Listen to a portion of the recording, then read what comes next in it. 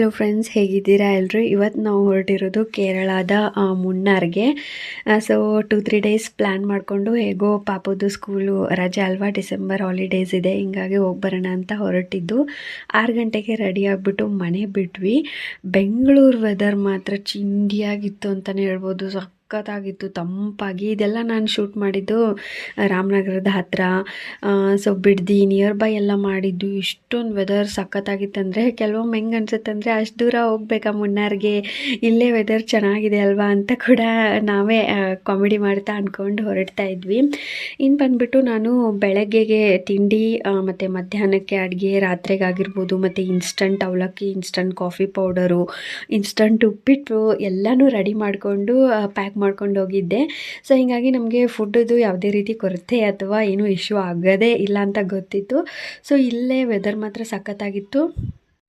ಇನ್ನು ಬಂದುಬಿಟ್ಟು ನಾವು ಸತ್ಯಮಂಗಲಂ ಒಂದು ಫಾರೆಸ್ಟ್ ಒಂದು ಕೂಡ ನಾವು ಕ್ರಾಸ್ ಮಾಡಿದ್ವಿ. ಅಲ್ಲಂತೂ ಸಖತ್ತಾಗಿತ್ತು. ರೋಡ್ ವ್ಯೂ ಆಗಿರ್ಬೋದು, 27 ಹೇರ್ ಪಿನ್ ಕ್ರಾಸ್ನ ಮಾಡಬೇಕಾಗಿತ್ತು. ಒಂದು ಎಕ್ಸ್ಪೀರಿಯೆನ್ಸ್ ಚೆನ್ನಾಗಿತ್ತು.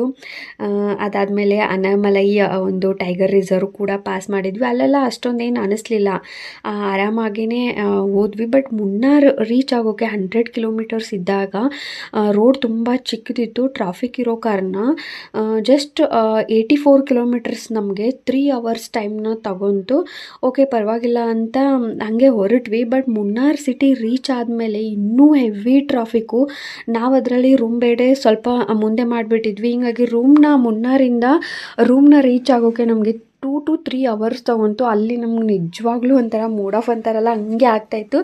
ಬಟ್ ಸ್ಟಿಲ್ ಆ ಸುತ್ತಮುತ್ತ ಎಲ್ಲ ಕಾಫಿ ಎಸ್ಟೇಟ್ ಆಗಿರ್ಬೋದು, ಅಲ್ಲಲ್ಲೇ ಹರಿಯೋ ಜಲಪಾತಗಳಾಗಿರ್ಬೋದು, ಆ ವೆದರು, ಆ ಚಳಿ, ಒಂಥರ ಎಷ್ಟೇ ಬೇಜಾರಾಗ್ತಾಯಿದ್ರು ಕೂಡ ಅದನ್ನೆಲ್ಲನೂ ಮೀರಿಸೋ ಅಂಥ ಒಂದು ಪ್ರಕೃತಿಯ ಒಂದು ಸಂಪತ್ತು ಅಂತಲೇ ಹೇಳ್ಬೋದು. ನಿಜ ಹೇಳ್ಬೇಕಂದ್ರೆ ಕೇರಳಗೆ ಅದಕ್ಕೆ ಎಲ್ಲರೂ ಪ್ರತಿಯೊಬ್ಬರು ವಿಸಿಟ್ ಮಾಡೋಕ್ಕೆ ಇಷ್ಟಪಡೋದು ಇದಕ್ಕೆ ಅನಿಸುತ್ತೆ. ಆ ವೆದರ್ ಆಗಿರ್ಬೋದು, ಆ ಗ್ರೀನರಿ ಆಗಿರ್ಬೋದು, ಆ ಹಿಲ್ಸು, ಅಲ್ಲಿ ಫಾಗ್ ಆಗಿರ್ಬೋದು, ನಿಜವಾಗ್ಲೂ ಇದನ್ನೆಲ್ಲ ಮಾತಲ್ಲಿ ಹೇಳೋಕ್ಕೆ ಆಗಲ್ಲ, ಅಷ್ಟೊಂದು ಸುಂದರವಾಗಿತ್ತು.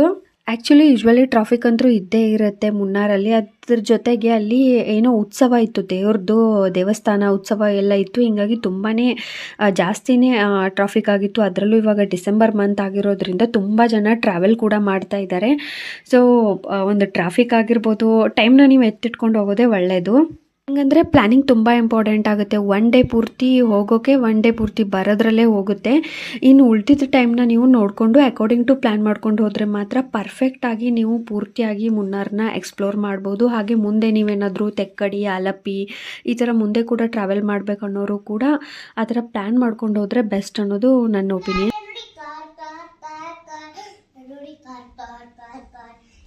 ಮುಂದೆ ಆಡು.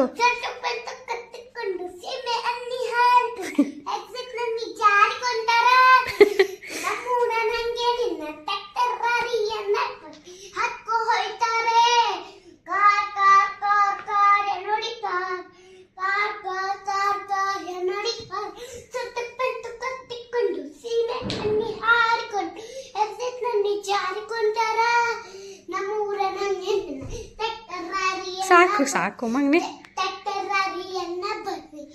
ಇವಾಗ ಹೆಂಗಂದ್ರೆ ಒಂದು ಸಾರಿ ಹಾಡೋಕ್ಕೆ ಸ್ಟಾರ್ಟ್ ಮಾಡಿಬಿಟ್ರೆ ಅದೇ ಸೇಮ್ ಲೈನ್ ಒಂದು 20 ಸಲ ಹಾಡಂದ್ರು ಹಾಡ್ಬಿಡ್ತಾನೆ ಅಷ್ಟೇ. ಸೊ ಇವಾಗ ರೂಮಿಗೆ ಬಂದು ಸ್ವಲ್ಪ ಫ್ರೆಶ್ ಅಪ್ ಆಗಿಬಿಟ್ಟು ಸುಮ್ಮನೆ ಇರ್ಬೋದು. ಇವಾಗ ಸ್ವಲ್ಪ ಮುನ್ನಾರ್ದು ಮಾರ್ಕೆಟಲ್ಲಿ ಒಂದು ರೌಂಡ್ ಹಾಕಿ ಬರೋಣ, ಹೆಂಗೂ ಲೇಟ್ ಬೇರೆ ಆಯಿತು.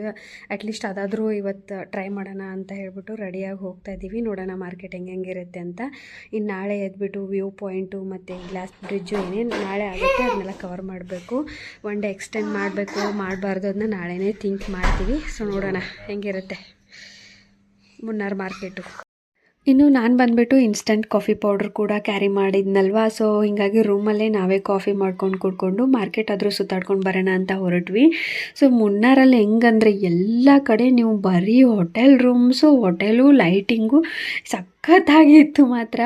ಬಟ್ ವೆದರು ನಮಗೆ ಸ್ಯಾಟಿಸ್ಫ್ಯಾಕ್ಷನ್ ಸಿಗಲಿಲ್ಲ. ವೆದರ್ ನಾರ್ಮಲ್ ಆಗಿತ್ತು, ಬೆಂಗಳೂರಲ್ಲಿರೋಷ್ಟು ಚಳಿ ಕೂಡ ಇರಲಿಲ್ಲ. ಹೀಗಾಗಿ ಸ್ವಲ್ಪ ಡಿಸಪಾಯಿಂಟ್ ಅಂತೂ ಹೆವಿ ಆಯಿತು. ಯಾಕಂದರೆ ಸ್ವಲ್ಪ ಚಳಿ ಆ ಥರ ಒಂದು ವೆದರ್ನ ಎಕ್ಸ್ಪೀರಿಯನ್ಸ್ ಮಾಡೋಕ್ಕೆ ನೋಡೋಕ್ಕಂತಲೇ ಈ ಥರ ಹಿಲ್ ಸ್ಟೇಷನ್ಗೆಲ್ಲ ಹೋಗೋದು. ಬಟ್ ಅಲ್ಲಿ ಚಳಿ ಅಂತ ಏನೂ ಫೀಲೇ ಆಗಲಿಲ್ಲ, ಬೆಂಗಳೂರಲ್ಲಿ ಇರುವಷ್ಟು ಕೂಡ ಇರಲಿಲ್ಲ.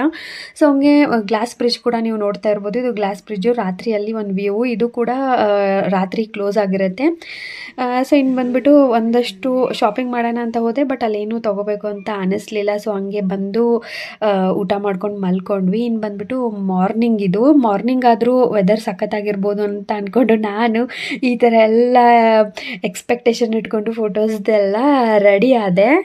ಇಲ್ಲೂ ಕೂಡ ಅಷ್ಟೇ, ನಾನು ಇನ್ಸ್ಟಂಟ್ ಅವಲಕ್ಕಿನ ಮಾಡ್ಕೊಂಡು ಬಂದಿದ್ನಲ್ವ, ಅದೇ ಅವಲಕ್ಕಿಗೆ ಸ್ವಲ್ಪ ಬಿಸಿನೀರು ಹಾಕ್ಕೊಂಡು ಅದನ್ನ ರೆಡಿ ಮಾಡ್ಕೊಂಡು ತಿನ್ಕೊಂಡು ರೆಡಿ ಆಗಿಬಿಟ್ಟು ಹೊರಗಡೆ ಹೋಗಿ ಪುನಃ ಬಂದು ರೂಮ್ ಚೆಕ್ಔಟ್ ಮಾಡೋಣ ಅಂದ್ಕೊಂಡ್ವಿ. ಬಟ್ ನಮ್ಗೆ ಅನಿಸಿತ್ತು ಸುಮ್ಮನೆ ಟೈಮ್ ವೇಸ್ಟ್ ಮಾಡೋದು ಬೇಡ ಅಂತ ರೂಮ್ ಚೆಕ್ಔಟ್ ಮಾಡ್ಕೊಂಡೇ ನಾವು ಹೊರಗೆ ಹೊರಟ್ವಿ. ಏನು ಗೊತ್ತಾ, ಇಲ್ಲಿ ತುಂಬ ಅಂದರೆ ತುಂಬ ಸುಂದರವಾಗಿದೆ. ಗ್ರೀನರಿ ಆಗಿರ್ಬೋದು, ಆ ಬೆಟ್ಟಗಳು, ಆ ಹಿಲ್ಸ್ ಎಲ್ಲ ಸಖತ್ತಾಗಿದೆ. ಬಟ್ ಬಿಸಿಲು ಮಾತ್ರ, ಇದು ಬೆಳಗ್ಗೆ 7:30ಗೆ ನಾನು ತೊಗೊಂಡಿರೋ ಕ್ಲಿಪ್ಪು. ಹೆಂಗಂದರೆ ಬಿಸಿಲು 7:30ಗೆ ಬಿಸಿಲು ಬಂದ್ಬಿಟ್ಟಿತ್ತು. ಬಟ್ ದ ಫ್ಯಾಕ್ಟ್ ಈಸ್, ನಾವು ಹಿಲ್ ಸ್ಟೇಷನಲ್ಲಿರೋದ್ರಿಂದ ಆ ಗಾಳಿ ತುಂಬಾ ಬೀಸ್ತಾ ಇರುತ್ತಲ್ವ. ಸೊ ಆ ಗಾಳಿಗೆ ಒಂಥರ ಚಳಿ ಆಗ್ತಿರುತ್ತೆ, ಅಲ್ಲಿ ಬಿಸಿಲು ಕೂಡ ಅಂದಾಗ ಏನೋ ಒಂಥರ ಕಾಯಿಸ್ಕೊಳ್ತಾ ಇದ್ದೀವಿ ಅನ್ನೋ ಥರ ಒಂದು ಫೀಲು ಚೆನ್ನಾಗಿತ್ತು. ಬಟ್ ವಿಡಿಯೋಸು ಫೋಟೋಸ್ ಎಲ್ಲ ಮಾತ್ರ ಚೆನ್ನಾಗಿ ಬರಲಿಲ್ಲ, ಬಿಸಿಲಿದ್ರೆ ಅಷ್ಟೊಂದು ಚೆನ್ನಾಗಿ ಬರಲ್ಲ. ಇನ್ನು ಈ ಜಲಪಾತಗಳ ವಿಷಯ ಅಂತೂ ಹೇಳಂಗೆ ಇಲ್ಲ. ಅಲ್ಲಲ್ಲಿ ನೀವು ಈ ಥರ ಒಂದು ಜಲಪಾತಗಳು ಒಂದಷ್ಟು ದೊಡ್ಡದಾಗಿತ್ತು, ಒಂದಷ್ಟು ಚಿಕ್ಕದಾಗಿತ್ತು. ರಿಯಲಿ ತುಂಬ ಅಂದರೆ ತುಂಬಾ ಖುಷಿ ಆಯಿತು. ಈ ಕ್ಲಿಪ್ ಮಾಡ್ಕೊಂಡಿದ್ದು ಏನೂ ಅಲ್ಲ, ಅಷ್ಟೊಂದು ಚೆನ್ನಾಗಿತ್ತು. ಅದನ್ನ ಮುಗಿಸ್ಕೊಂಡು ವ್ಯೂ ಪಾಯಿಂಟು ಅದೆಲ್ಲ ಮುಗಿಸ್ಕೊಂಡು ನಾವು ಹೊರಟಿದ್ದು ಎರವಿಕುಲಂ ನ್ಯಾಷನಲ್ ಪಾರ್ಕಿಗೆ. ಇಲ್ಲಿ ಪರ್ ಪರ್ಸನ್ಗೆ 200 ರೂಪೀಸ್ ಇರುತ್ತೆ.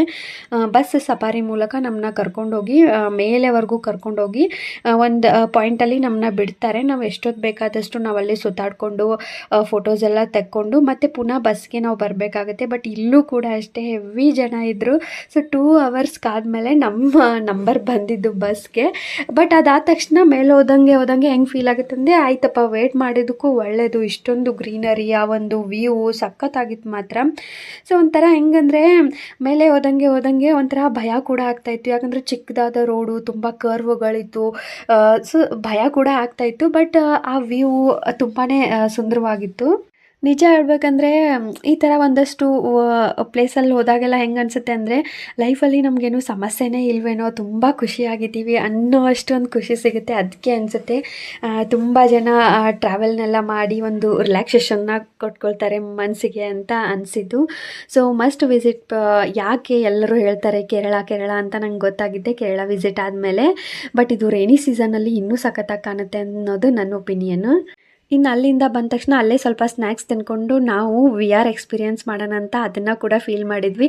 ಬರ್ತಾ ನನ್ನ ಮಗನ ನೋಡ್ಬೋದು ನೀವು, ಅವನಿಗೆ ತುಂಬಾ ಸುಸ್ತಾಗ್ಬಿಡ್ತು. ಹಂಗೆ ಸ್ವಲ್ಪ ತಿಂತಾನೆ ಸ್ನ್ಯಾಕ್ಸ್ ತಿಂತ ಅಲ್ಲೇ ಮಲ್ಗೆಬಿಟ್ಟ. ಅದೇ ಸ್ವಲ್ಪ ಸುಸ್ತಾಗ್ಬಿಟ್ಟಿದ್ದೆ. ಇನ್ನು ಬಂದುಬಿಟ್ಟು VR ಎಕ್ಸ್ಪೀರಿಯೆನ್ಸ್ ಬಗ್ಗೆ ಹೇಳೋದಂದರೆ ತುಂಬಾ ಚೆನ್ನಾಗಿತ್ತು. 100 ರೂಪೀಸ್ ಪರ್ ಪರ್ಸನ್ನು. ನಾನು ನನ್ನ ಹಸ್ಬೆಂಡು ಪಾಪು 3 ಜನನೂ ಮಾಡಿದ್ವಿ.